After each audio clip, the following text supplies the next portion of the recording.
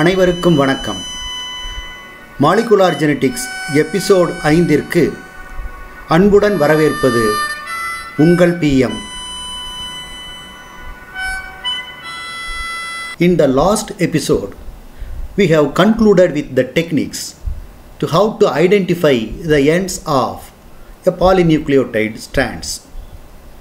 சென்ற எபிசோடில் நியூக்ளியோடைடு தொடரின் முனைகளை கண்டறிவது எப்படி என்பதோடு நாம் நிறுத்தியிருந்தோம்.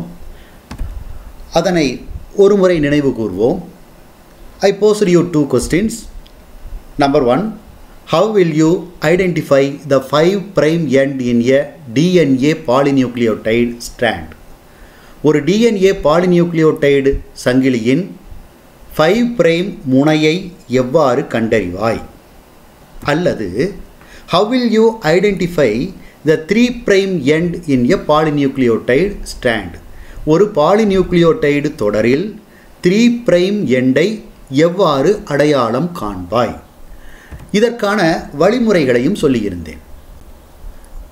In an open strand of a nucleic acid, if a phosphate group is attached with the 5' carbon of the pentose, then it is the 5' end.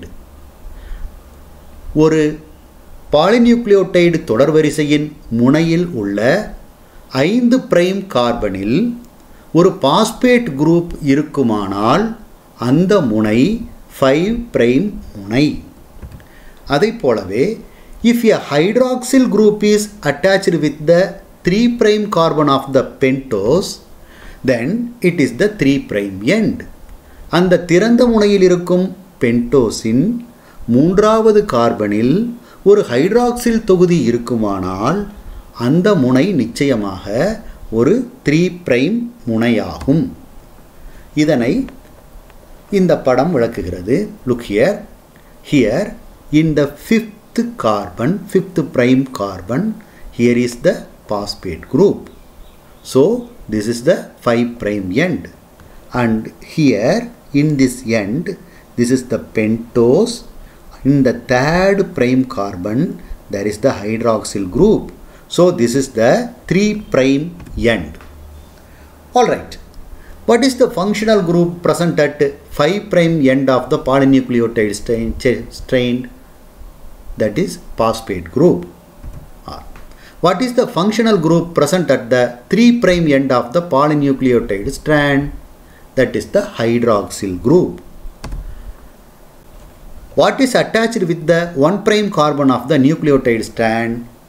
Nitrogenous base. 5' முனையில் உள்ள வினை தொகுதி என்ன? பாஸ்பேட் தொகுதி. 3' முனையில் உள்ள வினை தொகுதி என்ன? ஹைட்ராக்சில் தொகுதி. 1' கார்பனோடு இணைக்கப்பட்டிருக்கும் தொகுதி எது? நைட்ரஜன் காரங்கள். Nitrogenous bases. Okay.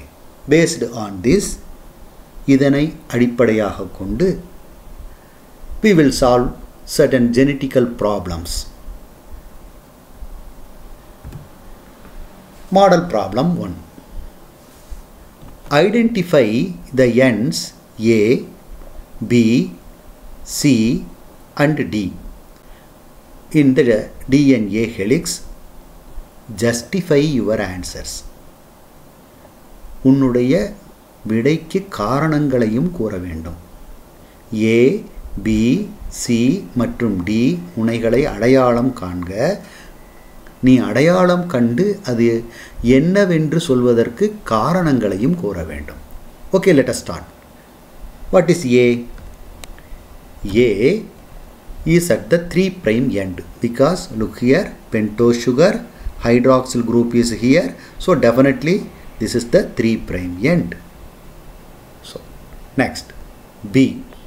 Look here, in the pentose sugar, this is the 5th carbon. With the 5th carbon, phosphate is attached. 5வது கார்பனுடன் பாஸ்பேட் தொகுதி இணைந்திருந்தால் அந்த முனை 5' முனை. C. C is the 3' end. இது 3' முனையாகும். காரணம் பென்டோஸ் சுகரின் 3வது கார்பனில் ஹைட்ராக்சில் தொகுதி அமைந்துள்ளது. எனவே இது 3' முனை. D. This is the 5' end. காரணம் பென்டோஸ் சுகரின் 5வது கார்பனில் பாஸ்பேட் வினை தொகுதி வெளியமைந்துள்ளது. So this is the 5' end.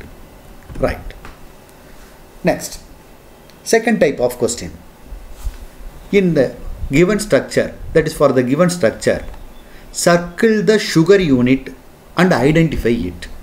Look here carefully, circle the sugar unit, right, and identify it. What does this mean? சர்க்கரை மூலக்கூறை வட்டமிடுக, அடையாளம் காண்க. They mean whether it is a deoxyribose or ribose. அது ரைபோஸா டியாக்சிரைபோஸா என்பதை உன்னை அடையாளம் காணச் சொல்கிறார்கள். இங்கே அடுத்தது, identify the nucleotide as ribonucleotide or deoxyribonucleotide. இந்த முழு அமைப்பும் ஒரு நியூக்ளியோடைடு. ஓகே, இது ரிபோநியூக்ளியோடைடு அல்லது டியாக்சிரிபோநியூக்ளியோடைடா? இரண்டில் எது?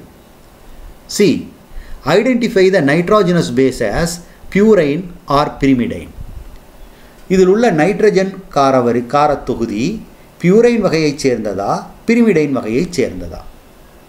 So this question it has all the essential factors to test you in understanding the nucleotide. ஒரு நியூக்ளியோடைடின் அமைப்பை நீ புரிந்து கொண்டாயா என்பதை கண்டறிவதற்கான அனைத்து விஷயங்களையும் இந்த வினா தன்னகத்தே கொண்டிருக்கிறது. பார்ப்போம். Right. Let us circle the pentose sugar. இந்த pentose சர்க்கரையை வட்டமிடுவோம். Right. This is the first carbon and here is the second carbon. முதல் கார்பன் இங்கே உள்ளது, இரண்டாவது கார்பன் இங்கே உள்ளது. இரண்டாவது கார்பனுடன் hydroxyl group is attached. So it is a ribose sugar. It is a pentose sugar, ribose sugar. Why it is ribose? Hydroxyl group is present in the second carbon. இரண்டாவது கார்பனில் hydroxyl தொகுதி இருந்தால் அது ribose, இல்லாவிட்டால் டியாக்சிரைபோஸ். இதனை 3வது எபிசோடில் நான் உனக்கு சொல்லிக் கொடுத்துருக்கிறேன். நெக்ஸ்ட், திஸ் நியூக்ளியோடைடு ரைபோஸ் இருக்கிறதுனால this is the ribonucleotide. Okay, then about the nitrogenous base. Look the structure. அமைப்பை பார். There are 2 ring like structures. இரண்டு வளையம் போன்ற அமைப்புகள் உள்ளன. double ring structure. So this is a purine. So the answer is the sugar is a ribose because hydroxyl group is present in the second carbon, and this is a ribonucleotide because it contains a ribose sugar, and the nitrogenous base is a purine because it is a double ring structure. Next, another question. For the given structure, circle the sugar unit and identify it. Identify the nucleotide as ribonucleotide or deoxyribonucleotide. Identify the nitrogenous base as purine or pyrimidine. இந்த வினா சென்ற வினாவினுடைய பிரதிபலிப்பு என்று சொல்லலாம். இதிலும் the pentose sugar எது என்பதை வட்டமிடச் சொல்கிறார்கள்.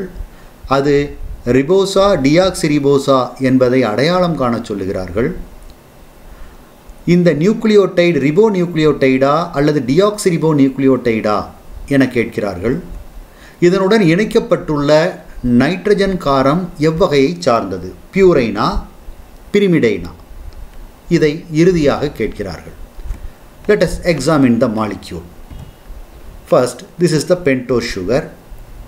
This is a deoxyribose sugar. Why? In the second carbon only hydrogen is present.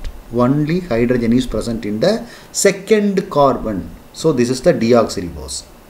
Since deoxyribose is present, this nucleotide is the deoxyribonucleotide. Deoxyribose சர்க்கரை இருப்பதால் இதனை deoxyribonucleotide என்று சொல்லுகிறோம்.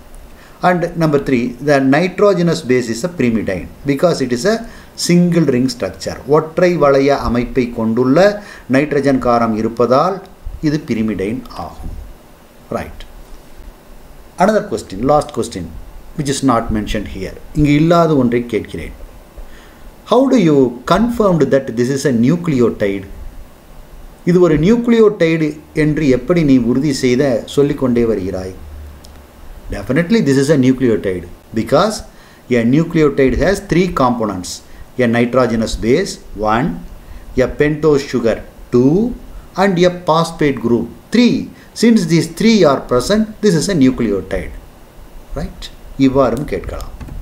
Next, the basis for the Watson and Crick model of DNA, that is the double helix model. வாட்சனும் கிரிக்கும் வெளியிட்ட இரட்டை திருகு அமைவு அல்லது இரட்டை சுழல் அமைவு DNA மாதிரிக்கு அடிப்படையாக அமைந்த காரணிகள் என்னென்ன? The first factor which formed the basis for the Watson and Crick model of DNA is the X-ray diffraction analysis of Maurice Wilkins and Rosalind Franklin. Maurice Wilkins என்பவரும் Rosalind Franklin என்பவரும் இணைந்து செய்த X-ray கதிர் சிதறல் சோதனை. The second basis, the base pairing rule proposed by Erwin Chargaff. This plays a main role and even today it is applied in several fields. For you, my kid, குழந்தை, PCR கிட்னு இப்போ corona வைரஸை test பண்ணுறதுக்காக நாம் இறக்குமதி செஞ்சுக்கிட்டு அந்த test செய்கிறோமே, confirmatory test, அதுக்கு பேசிஸாக அமைகிறதே இந்த சர்காஃப் ரூல் தான். Such an important rule. Right.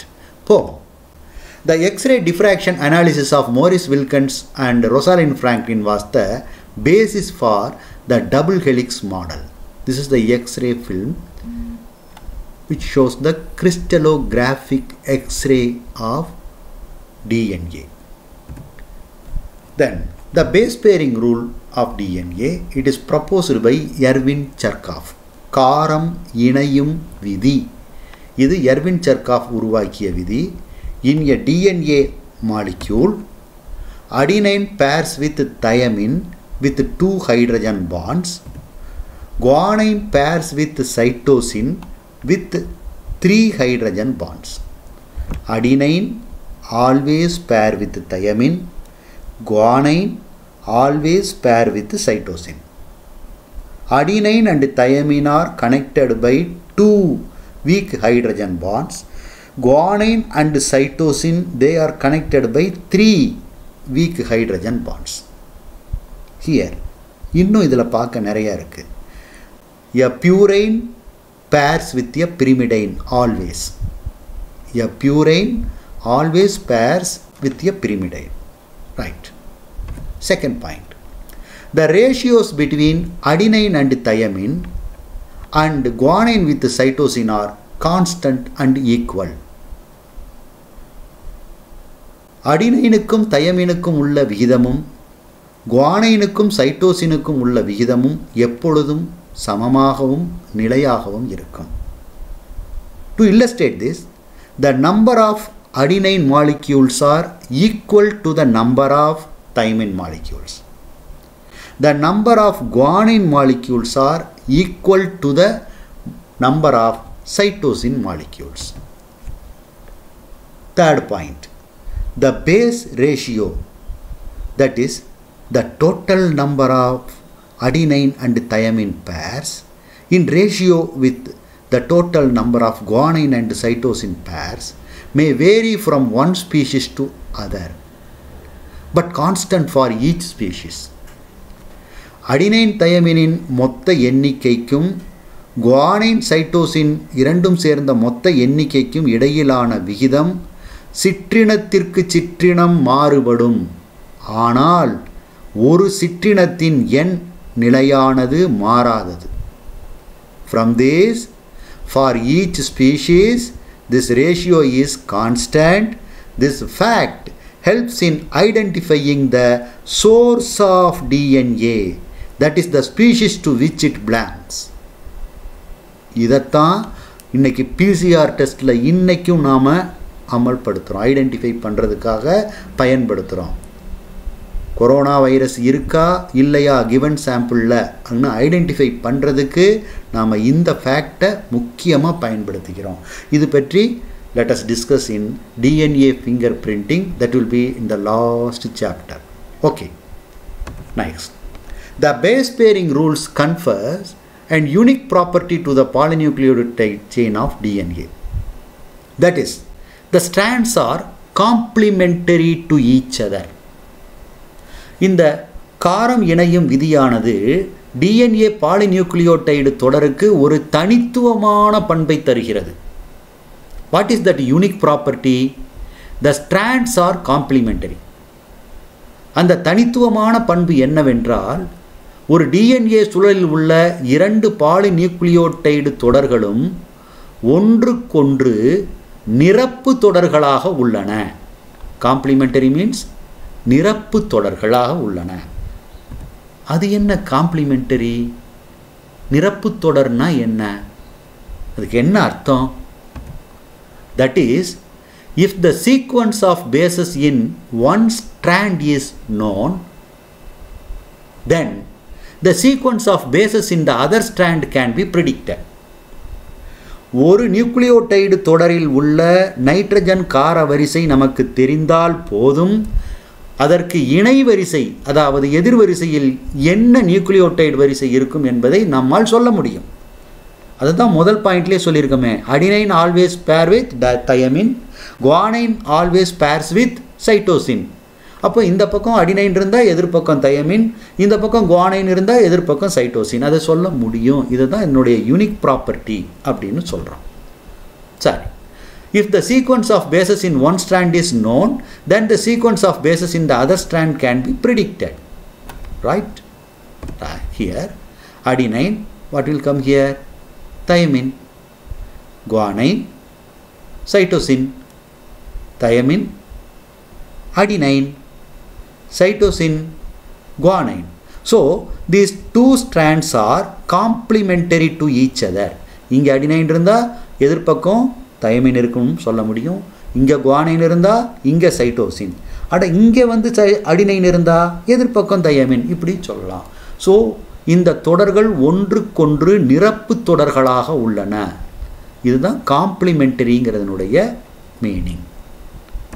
அடுத்து, so if the base sequence of one DNA strand is known, then the sequence of bases on the other strand can be predicted. It is due to their base pairing property, காரம் இணையும் பண்பு. இத்துடன் இந்த எபிசோடை நிறைவு செய்து கொள்வோம். Please go through the facts mentioned in this episode again and be familiar with them. அடுத்த நிகழ்வில் we will see how to solve the problems based on Charkov's rule. Charkov விதியின் அடிப்படையில் அமைந்துள்ள கணக்கீடுகளை செய்வது எப்படி என்பதை பற்றி அடுத்த நிகழ்வில் நாம் காண்போம்.